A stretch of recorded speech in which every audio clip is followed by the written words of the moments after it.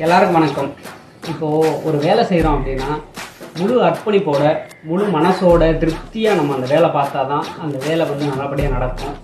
இப்போ என்ன வேலை பார்க்க போகிறோம் அப்படின்னா ஒன்றும் கிடையாது, ஒரு கெட்டப்பு.